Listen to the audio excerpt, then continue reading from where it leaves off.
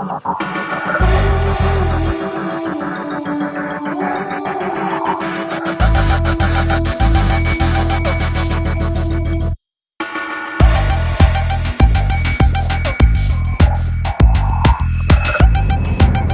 why would you buy an estate car? There's those that would buy it for style, and those that would buy it because they need the sheer space and practicality it can offer. Today I'm driving Skoda Superb Estate, a Greenline II range. This car is really, really huge, limousine-like. Not as stylish as some, but the more I've driven it, the more I've grown to like it and feel there's lots of sophistication about it, which at first glance you might not think. Now, it doesn't feel big to drive, and it doesn't look that big from the outside. But once you step inside, it really is cavernous. You get into the back, and I say that limousine feel, I've got so much leg room. I know I've got short legs, but even my huge husband would have plenty of leg room there. And the boot is capacious. In fact, it's so capacious that it gives you dividers to help you sort of divide it up and locate things that otherwise could go zooming all over the place. I really want to talk about this car at some length because I really like it. But the reason Skoda's invited us along is the launch of their Greenline II range. Now, every car in Skoda's range has a Greenline II option. So what does this really all mean? You get lower CO2 emissions and better miles per gallon. It's more aerodynamic without compromising on style, apparently. Low resistance tyres, stop-start mechanism, so when you come to stop at traffic lights, the engine cuts out, so no CO2 blasting into the environment. And an energy recovery system, which gets back some of the energy you waste when you brake or accelerate and gets it back into the battery so you can reuse it for some of the electricals in the car. All very clever.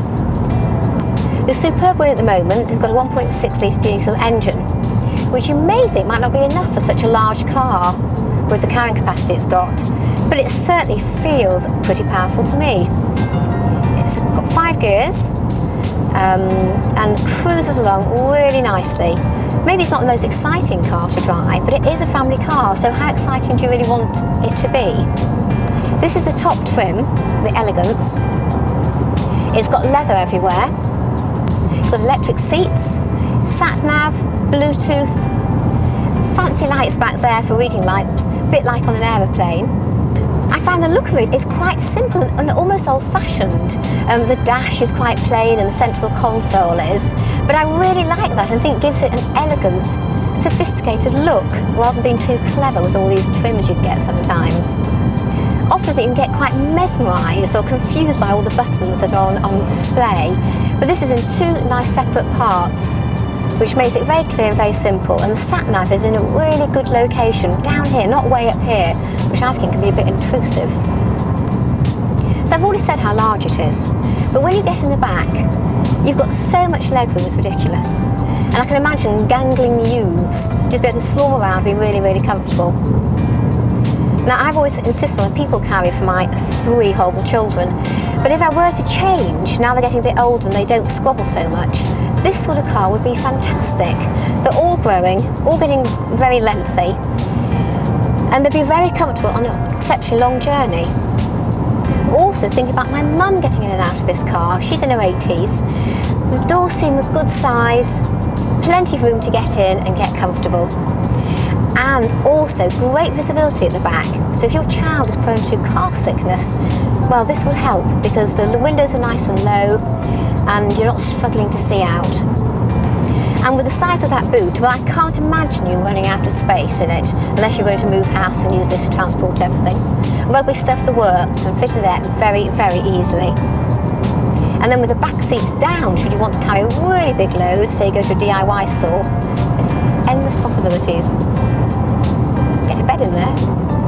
So not only is this car economical to run, the CO2 emissions 114 grams per kilometre and on a combined cycle just over 64 miles per gallon.